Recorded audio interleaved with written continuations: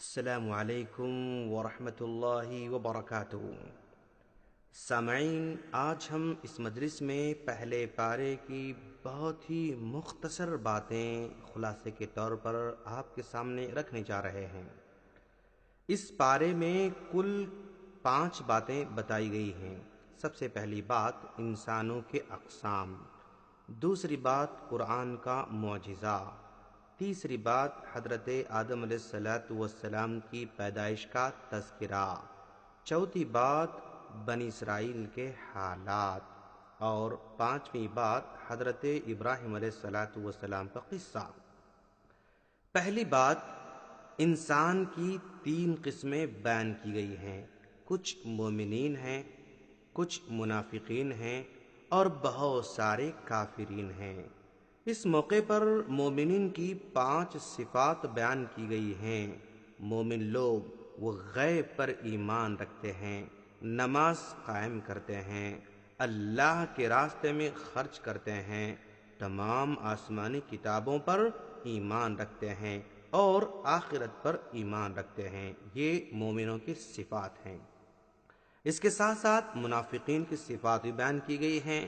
بہت ساری صفات بیان کی گئی ہیں، جیسے جھوٹ بولنا، دھوکہ دینا، شعور کا نہ ہونا، دلوں کا بیمار ہونا، بیوقوفی کی حدوں کو پار کرنا، اللہ کے احکام کا مذاق اڑانا، ہمیشہ فتنہ و فساد برپا کرتے رہنا، جہالت کا اظہار کرنا، گمراہی میں بھٹکتے رہنا، ایمان اور اسلام کے بارے میں ہمیشہ شک میں رہنا، تذبذب کے شکار رہنا، یہ ساری صفات منافقین کی بیان کی گئی ہیں۔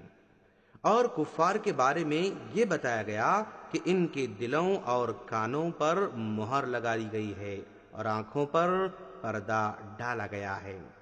دوسری بات قرآن کا معجزہ۔ جن صورتوں میں قرآن کی عظمت بیان ہوئی ہے ان کے شروع میں حروف مقطعات بیان کیے گئے ہیں۔ یعنی حروف مقطعات کا مطلب وہ حروف جن کو الگ الگ پڑھا جاتا ہے، جیسے الف لام میم وغیرہ، یہ بتانے کے لیے کہ انہی حروف سے تمہارا کلام بھی بنتا ہے اور اللہ کا کلام بھی انہی حروف سے بنتا ہے، مگر تم لوگ اللہ کے کلام جیسا کلام بنانے سے عاجز ہو، نہیں بنا سکتے ہو۔ تیسری بات حضرت آدم علیہ السلام کی پیدائش کا تذکرہ کیا گیا ہے، جس میں اللہ تبارک و تعالیٰ کا آدم علیہ السلام کو خلیفہ بنانا، فرشتوں کا انسان کو فسادی کہنا، اللہ تعالیٰ کا آدم علیہ السلام کو علم عطا کرنا، فرشتوں کا اپنے عدم علم کا اقرار کرنا، فرشتوں سے آدم علیہ السلام کو سجدہ کروانا، شیطان کا انکار کرنا، پھر مردود ہو جانا، جنت میں آدم اور حوا علیہ السلام کو شیطان کا بہکانا، اور پھر انسان کو خلافت ارضی عطا ہونا، یہ ساری باتیں آدم علیہ السلام کے قصے میں بیان کی گئی ہیں۔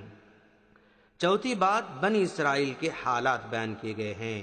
بنی اسرائیل کو اللہ تبارک و تعالیٰ نے کتنی نعمتیں دے رکھی تھیں، لیکن اتنی نعمتیں پانے کے باوجود بھی وہ برابر ناشکری کرتے رہے۔ انہی ناشکریوں کو تذکرہ یہاں پر اللہ نے کیا ہے۔ 5ویں بات حضرت ابراہیم علیہ السلام کا قصہ بھی بیان ہوا ہے۔